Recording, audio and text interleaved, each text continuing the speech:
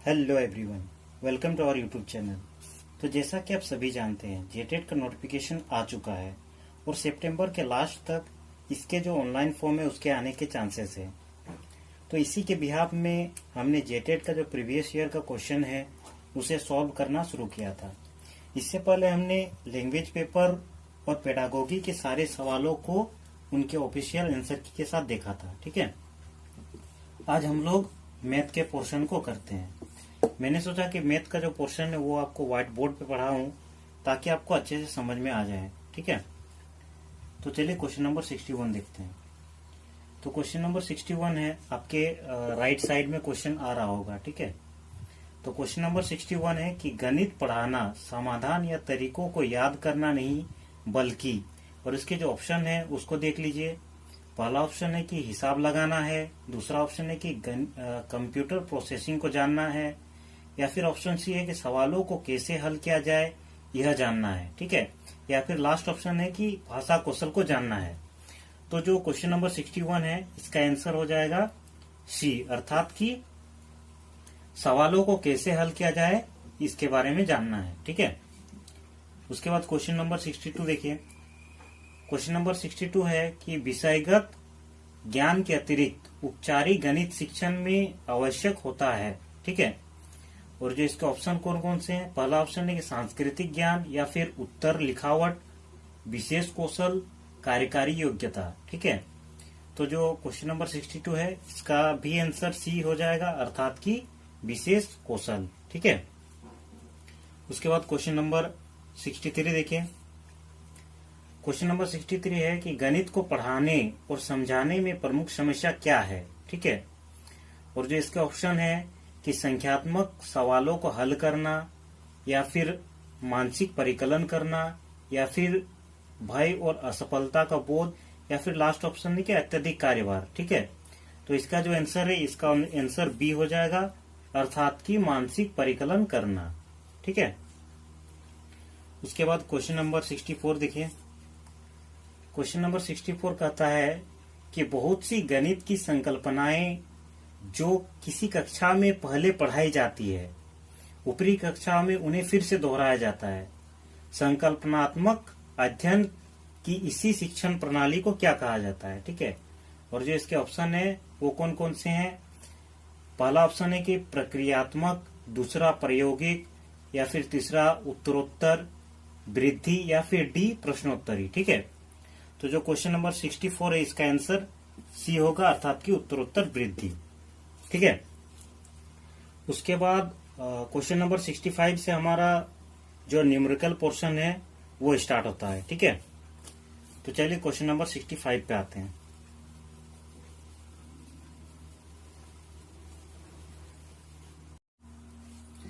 Sixty five है कि रवि ने अपने पैसे 492 रुपये, ठीक है, 492 रुपये, और उदय ने 371 रुपये, ठीक है, 371 रुपीज खर्चा किया। ठीक है, तो आपको बतानी है ये रवि ने खर्चा किया, ठीक है, और ये उदय ने खर्चा किया। तो एकदम आसान सा सवाल है। ठीक है, तो आपको बतानी है कि दोनों में से किसने पैसा अधिक खर्चा किया और कितना अधिक खर्चा किया। ठीक है, तो ऑब्वियस सा बात है, इसमें अधिक दिख रहा है तो रवि ने ही अधिक पैसा खर्चा किया होगा। ठीक है, तो रवि ने अधिक पैसा खर्चा किया और कितना अधिक खर्चा किया, तो इसके लिए दोनों को माइनस कर देना है, तो 121 रुपया आ जाएगा। ठीक है, तो आपका आंसर ए नंबर हो जाएगा, अर्थात कि रवि ने अधिक पैसा खर्चा किया, और कितना अधिक पैसा खर्चा किया, 121 रुपया। ठीक है, सॉरी, ये बी नंबर हो जाएगा आपका आंसर, बी नंबर हो जाएगा, अर्थात कि रवि ने अधिक खर्चा किया 121 रुपीज। ठीक है, उसके बाद क्वेश्चन नंबर 66 देखिए। क्वेश्चन नंबर 66 है कि तपन ने 138 रुपये प्रति पैकेट की दर से 5 पैकेट कागज खरीदा। उसने उसे कुल 725 रुपये में बेच दिया। उसका लाभ या हानि क्या है। ठीक है, तो तपन ने 5 पैकेट खरीदा, तो कुल जो उसका क्रय मूल्य हो जाएगा, उसका क्रय मूल्य हो जाएगा, दोनों को इंटू कर देंगे, 138 इंटू इंटू 5, ठीक है।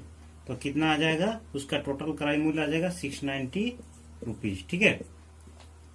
और उसने कितने में बेचा, अर्थात कि उसका विक्रय मूल्य हो जाएगा, ठीक है। उसका विक्रय मूल्य हो जाएगा 725 रुपया, ठीक है। तो उसका लाभ हुआ या फिर हानि हुआ, ये आपको बतानी है, ठीक है।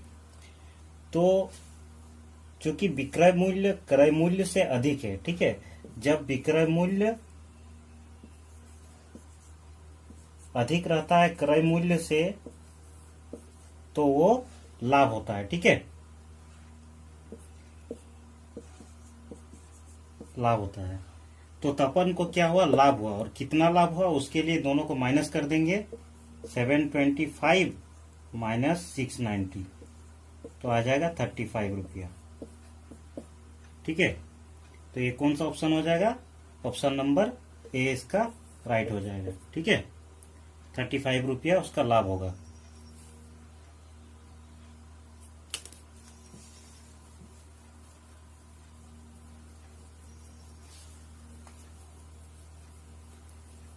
उसके बाद आते हैं 67 नंबर पे, ठीक है। तो देखिए 67 नंबर है कि यदि राजू 50 किलोमीटर प्रति घंटे की रफ्तार से 180 मिनट गाड़ी चलाता है तो उसकी दूरी ज्ञात करना है, ठीक है। तो क्वेश्चन नंबर 67 देखते हैं। तो उसका रफ्तार अर्थात कि चाल दिया हुआ है, ठीक है, चाल दिया हुआ है 50 किलोमीटर प्रति घंटा, ठीक है। और उसका समय दिया हुआ है, समय दिया हुआ है 180 मिनट, ठीक है। तो चूंकि ये घंटा में है, इसको भी घंटा में चेंज करेंगे, तो इसको घंटे में चेंज करने के लिए 180/60 करेंगे, तो 3 आवर्स हो जाएगा, ठीक है। तो हम लोग को दूरी फाइंड करना है, तो दूरी इसका कितना होगा ये हमको फाइंड करना है, ठीक है। तो हम लोग जानते हैं कि चाल बराबर होता है दूरी बटे समय, ठीक है। तो इसीलिए दूरी हो जाएगा चाल गुना समय, ठीक है। तो इसको इंटू कर देंगे, 50 इंटू 3 इज इक्वल टू 150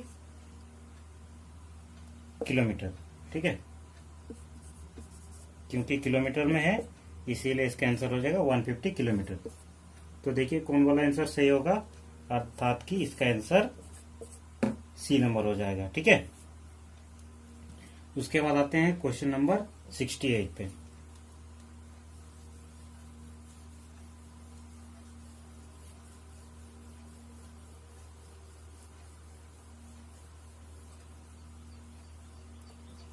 तो देखिए क्वेश्चन नंबर 68।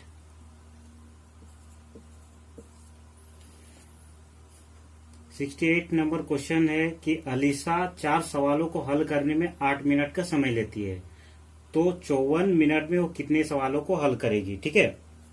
तो इसको मान लेते हैं कि 54 मिनट में वो कितने सवाल हल करती है। 54 मिनट में अलीसा के द्वारा हल किया गया सवाल x मान लेते हैं, ठीक है। तो अकॉर्डिंग टू क्वेश्चन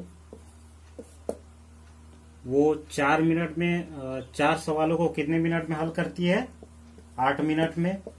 तो 54 मिनट में कितने सवालों को हल करेगी, ठीक है।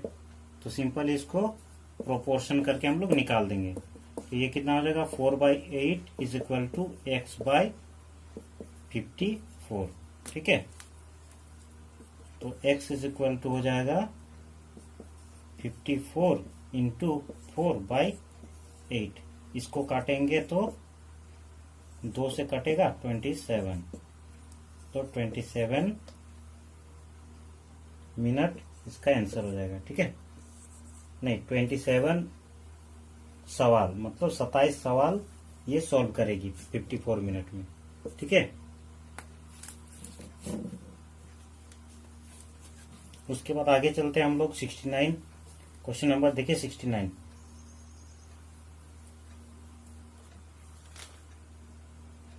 तो देखिए क्वेश्चन नंबर 69। तो क्वेश्चन नंबर 69 है कि एक आदमी 800 रुपये में एक पंखा खरीदता है और 960 रुपया में उसे बेच देता है। उसका लाभ प्रतिशत क्या होगा? ठीक है, तो इसमें आपको लाभ प्रतिशत निकालनी है। ठीक है, तो सबसे पहले पंखे का क्रय मूल्य क्या हो जाएगा? क्रय मूल्य दिया हुआ क्वेश्चन में कितना है? 800 रुपया। ठीक है, और उसका विक्रय मूल्य कितना दिया हुआ है? विक्रय मूल्य दिया हुआ है 960 रुपया। ठीक है, तो चूंकि उसका विक्रय मूल्य जो है क्रय मूल्य से अधिक है, इसीलिए इसका लाभ होगा। तो लाभ कितना होगा? 960 माइनस 800, तो लाभ हो जाएगा 160 रुपये। ठीक है, उसके बाद हमको निकालनी है लाभ प्रतिशत। ठीक है, तो लाभ प्रतिशत हो जाएगा, लाभ बट्टे जो उसका क्रय मूल्य है इंटू 100। ठीक है, तो लाभ कितना निकला हम लोग का? 160 बाई 800 इंटू 100। ठीक है, तो इसको काटेंगे तो हम लोग का आएगा 20%। 8 दूनी 16, 20% लाभ हो जाएगा। ठीक है, तो 20% देखिए कितना में है? बी नंबर इसका आंसर हो जाएगा, अर्थात 25%।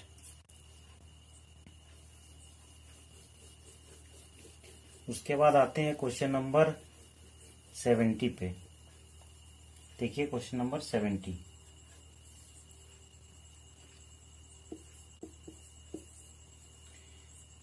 क्वेश्चन नंबर 70 है कि एक स्कूल में 1739 विद्यार्थी हैं, जिनमें से 849 लड़के हैं। लड़कियों की संख्या ज्ञात करनी है। ठीक है, तो आसान सा सवाल है, बस माइनस प्लस का खेल है। जो 2012 में क्वेश्चन आए थे ना, वो बहुत ही आसान था। उसके बाद धीरे धीरे क्वेश्चन का पैटर्न एकदम हार्ड करते गया है। ठीक है, तो कुल विद्यार्थी कितना है?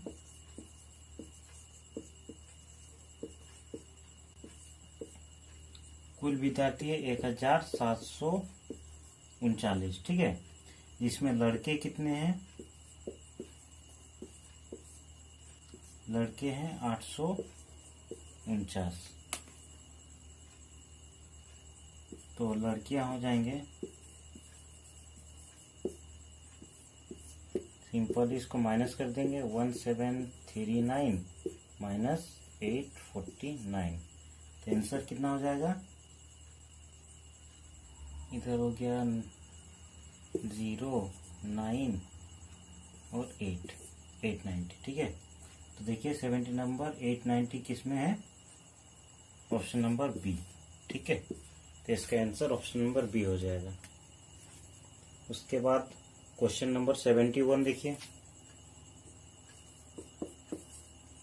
क्वेश्चन नंबर 71 है कि 0 डिग्री और 90 डिग्री के बीच के कोण को क्या कहते हैं? ठीक है, तो 0 डिग्री और 90 डिग्री के बीच को कोण को क्या कहते हैं?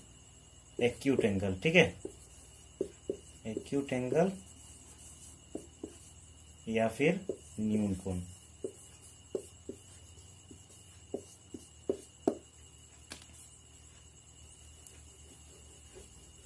उसके बाद आते हैं क्वेश्चन नंबर 72 पे। तो देखिए क्वेश्चन नंबर 72। एक बगीचे में प्रत्येक 100 पेड़ों की 14 कतारें हैं। ठीक है, तो बगीचे में पेड़ों की कुल संख्या कितनी है? तो सिंपल ये बागों कुल पेड़ों की संख्या हो जाएगा, इंटू कर देंगे। कुल पेड़ों की संख्या 14 इंटू 10, 140। ठीक है, तो देखिए वो 140 कौन सा ऑप्शन में है? ये ऑप्शन सी इसका आंसर हो जाएगा। उसके बाद क्वेश्चन नंबर 73 पे आते हैं। क्वेश्चन नंबर 73 है कि यदि एक रस्सी की लंबाई 2 फीट 6 इंच है तो उसकी लंबाई क्या है? ठीक है, तो 2 फीट 6 इंच है। ठीक है, तो हम लोग जानते हैं कि 1 फीट बराबर कितना होता है। 1 फीट बराबर होता है 12 इंच। तो 2 फीट बराबर क्या होगा, 2 × 12 + 6, तो 24 + 6 30 इंच। तो देखिए 30 इंच किस में है, ऑप्शन नंबर डी इसका करेक्ट आंसर हो जाएगा। ठीक है, उसके बाद नेक्स्ट क्वेश्चन पे आते हैं।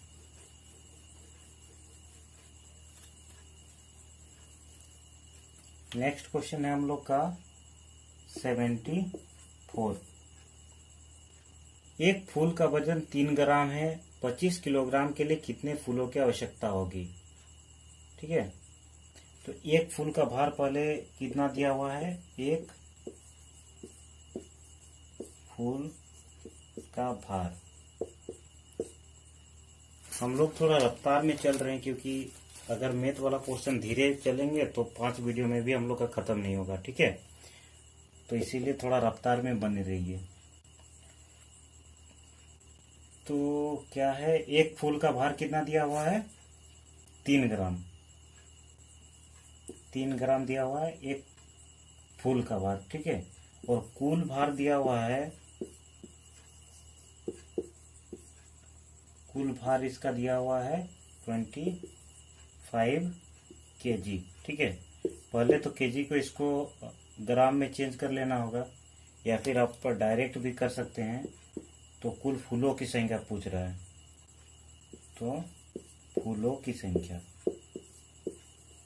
फूलों की संख्या क्या हो जाएगी, 25 इंटू इसको ग्राम में चेंज करने के लिए 1000/3। ठीक है, तो इसका आंसर हो जाएगा लगभग 8333 ग्राम। ठीक है, तो देखिए कौन सा ऑप्शन में है 8333, ऑप्शन नंबर ए में है 8333, तो ऑप्शन नंबर ए इसका आंसर हो जाएगा। ठीक है, उसके बाद चलते हैं हम लोग क्वेश्चन नंबर 75। 75 वाला सिंपल है, बस काट छाट करना है और निकालना है। क्वेश्चन नंबर 75 है 3856/715/104। ठीक है, तो इसका आंसर हो जाएगा 7/13।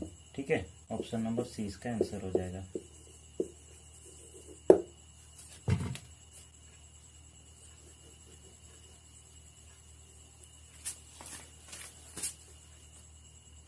उसके बाद आते हैं क्वेश्चन नंबर 76 पे। ठीक है, तो देखिए क्वेश्चन नंबर 76। क्वेश्चन नंबर 76 में हम लोग के HCF निकालनी है। ठीक है, और 3 नंबर दिया हुआ है, तो HCF निकालने के 2-3 विधि हम लोग गुणनखंड विधि से निकालते हैं, जल्दी होगा। ठीक है, तो 144 सॉरी, तो 144 का पहले तो LCM निकालते हैं।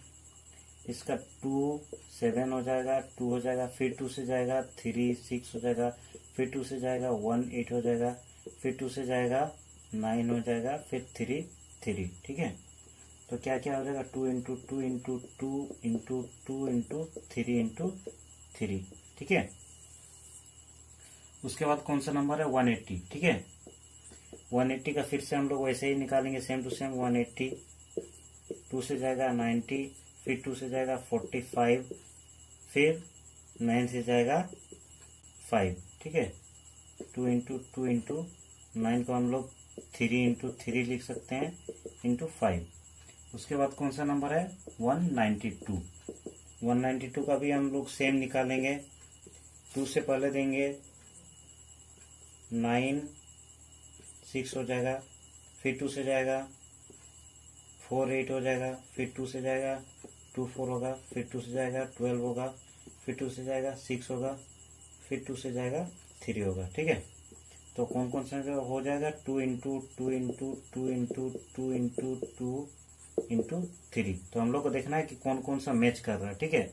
तो 2 इंटू 2 तीनों में मैच कर रहा है और एक 3 मैच कर रहा है, ठीक है।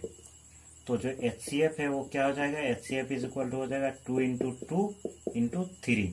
तो ये हो जाएगा 12। तो देखिए 12 कौन सा में है, सी नंबर इसका आंसर हो जाएगा, ठीक है। तो चलिए आगे बढ़ते हैं। उसके बाद देखिए क्वेश्चन नंबर 77। तो क्वेश्चन नंबर 77 में क्या करना है हम लोग को, क्वेश्चन नंबर 77 में सेम है, बस उसमें HCF निकालना था, इसमें LCM निकालना है। तो कौन कौन सा नंबर दिया हुआ, 3 नंबर हम लोग का देखिए क्वेश्चन नंबर 77 में। क्वेश्चन नंबर 77 में 40 दिया हुआ है, ठीक है। LCM में हम लोग जो मिलता है उसको पहले लिखते हैं और जो नहीं मिलता है उसको भी बाद में लिखते हैं, ठीक है। तो 40 का अगर LCM निकालेंगे तो क्या होगा, 20, फिर 2 से जाएगा 10, फिर 2 से जाएगा 5। तो क्या हो जाएगा, 2 इंटू 5। उसके बाद कौन सा नंबर है, 36 का भी सेम निकालेंगे। 2 से जाएगा 1, 8, फिर 2 से जाएगा 9, फिर 3, 3, ठीक है। तो 36 का क्या हो गया, 2 इंटू 3 उसके बाद कौन सा नंबर है, 126। तो 126 का भी सेम निकालेंगे। 2 से जाएगा 6, 3, फिर 3 से जाएगा 3, 2, 1, फिर 3 से जाएगा 7, फिर 2 इंटू 3 इंटू 7। तो इसका LCM क्या हो जाएगा, LCM इज इक्वल टू हो जाएगा, पहले तो देखते हैं कौन सा मिल रहा है, 2 सब में मिल रहा है और तो कोई चीज मैच नहीं कर रहा तो 2 लिख लेंगे और जो बच रहा है उसको सिंपल ही लिख देंगे, ठीक है। तो 2 हो गया। उसके बाद कौन कौन सा हम लोग का बच रहा है, देखिए 2 हो गया। उसके बाद 2 होगा और फिर 2 तो 3 बच रहा है, 3 इंटू 3। उसके बाद 7 इंटू 5, ठीक है। एक 5 यहाँ का 5 तो बच रहा है। तो इसको अगर इंटू करेंगे टोटल को कितना आ रहा है आंसर, 2025। देखिए 2025 किस में है, 2025, अर्थात कि बी नंबर इसका आंसर हो जाएगा, ठीक है। समझ में आ गया सबको। उसके बाद चलिए आगे बढ़ते हैं। देखिए क्वेश्चन नंबर 78।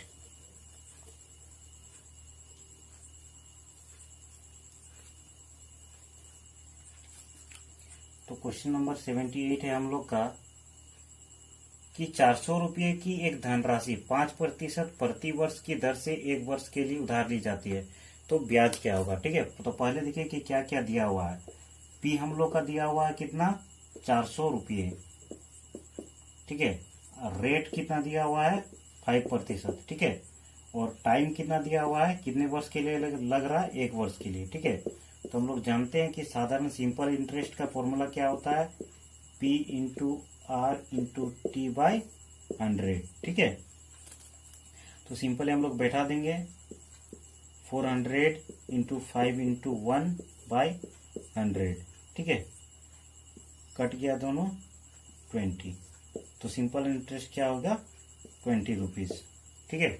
तो देखिए 20 रुपीज कौन सा में है, डी नंबर इसका आंसर हो जाएगा। नेक्स्ट क्वेश्चन पे आते हैं 79 पे।